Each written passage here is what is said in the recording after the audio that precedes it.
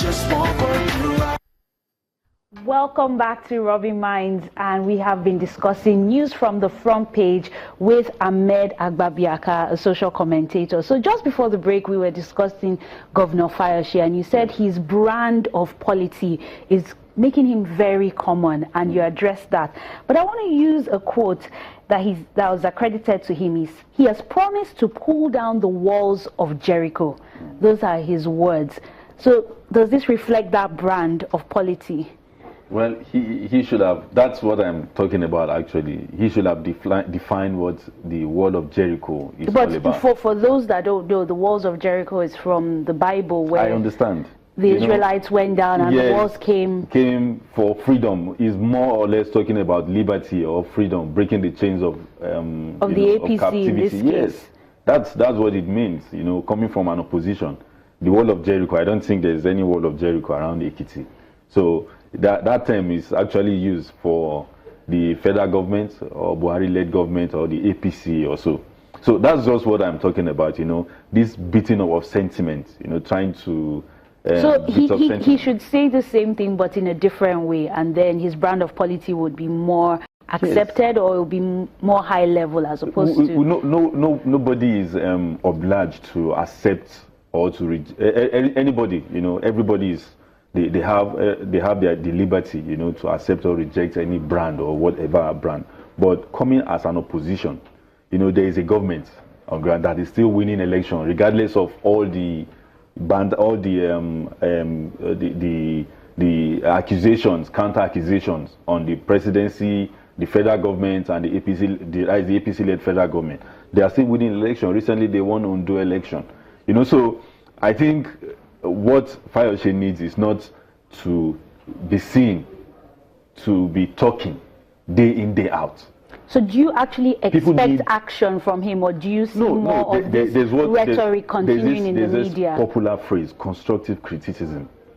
So that's what you want from him, that he's free to criticize the government, but constructively. Yes, as a major opposition right now. I think the federal government right now needs an opposition. Just like when PDP were in power and APC was in opposition, they need to be on their toe on a daily basis, to watch what is coming, what is APC going to talk about, what are they going to analyze. But most of Governor Fayose's attack or analysis or something, they lack the constructive angle of it. Can you give an example? Because you've been leveling quite a number of allegations saying there's no basis, that he just speaks a lot of rhetoric. But what examples stand out to you? Well, there are a lot of them. And I think one of it was the issue of his alleged involvement in this the Zenith Bank or money laundering issue by the EFCC and all that.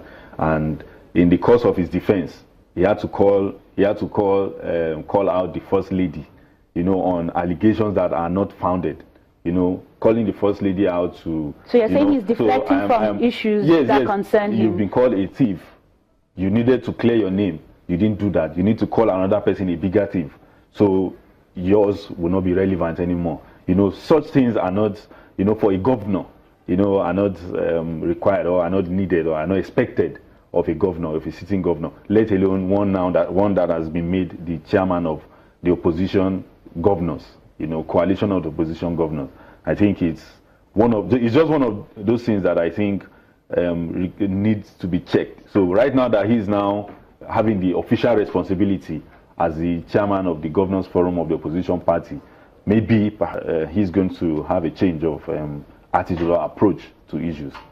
Okay, so in the news, it's been discussed that the former president, Goodluck Jonathan, paid a visit to another former president, Obasanjo. But on Twitter, Garba Shehu was seen to be making tweets about how the president, Buhari, can't be in two places at the same time, that he can't be at the inauguration because there were rounds of pictures where you had Goodluck Jonathan photoshopped next to Donald Trump, and then we have in the news and on good authority that he did meet with Obasanjo.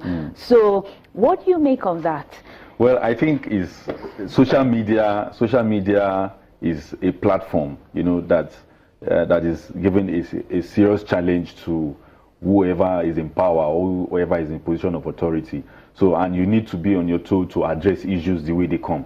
Now, it was not a direct address of Mr. President. I think it was a diversion from what I read. Now, there were news or rumors about the death of President Buhari in Germany.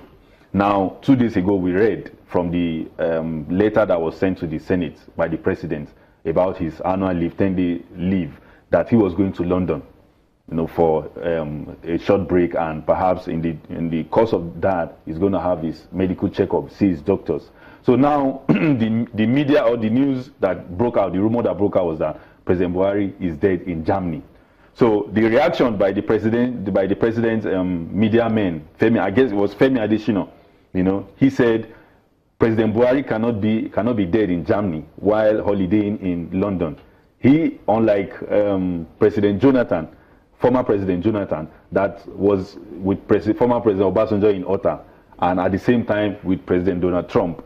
So perhaps, where he took it from was that those that are carrying that rumor were one way or the other connected to PDP or President Jonathan or something like that. So it was not a direct link to President Jonathan, former President Jonathan, but a kind of diversion just to compare situations. That President Buhari cannot be in London holidaying while some people said he's dead in Germany. Okay. Yes. But in the wake of the accidental bombing, do you think it's good timing? Some Nigerians have come out to say it's quite insensitive of the president to be holidaying and going for medical treatment while we have this catastrophe at home.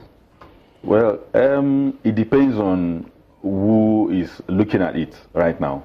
If we want to be fair to Mr. President, and he is the president of the country anyway, so we just need to be fair to him.